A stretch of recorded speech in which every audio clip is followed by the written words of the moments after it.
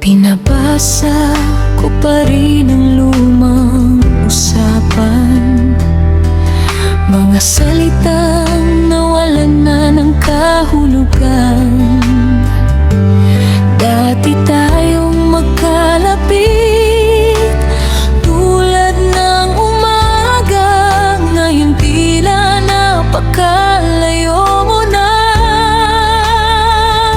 Walang paalam, walang huling babala, unti-unting nabawasan ang tawag at saya. At sa tahimik nating paglayo, naging isa na lang tayong dati tayo. Paulit-ulit kong tinatanong sa sarili, ano bang nagbago sa ating dalawa? Pero ang katahimikan hindi marunong magsabi ng totoo.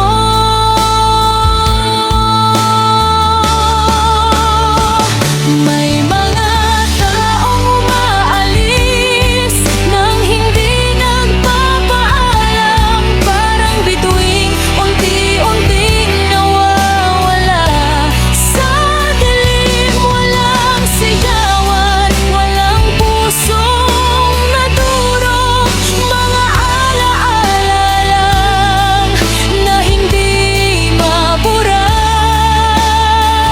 At iba pala ang sakit ng ganito, kapag wala ka nang masisi, dalawang pusong dahan-dahang nagbago. Pero ang pagmamahal bilang magkaibigan hindi kailanman nawala.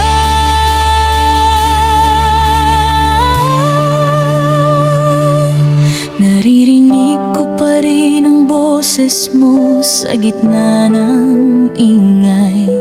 Natatawa pa rin ako sa mga biro mong sablay.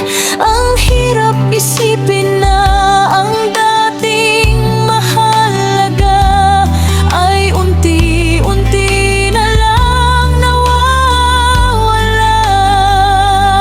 Pero alam kong hindi lahat ng wakas kailangang may dahilan para tumagal. May mga taong dumadating lang pansamantala para turuan kang magmahal bago tuluyang magpaalam.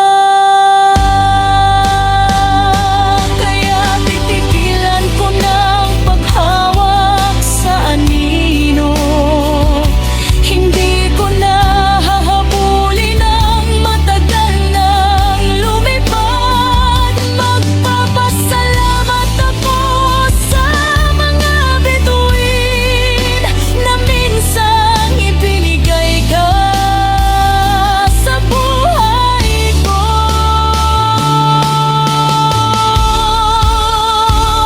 Kahit na wala ka rin sa huli, may mga taong manatili ang alaala. Dahil hindi lahat ng unti-unting pagkawala ay dapat magtapos sa sakit.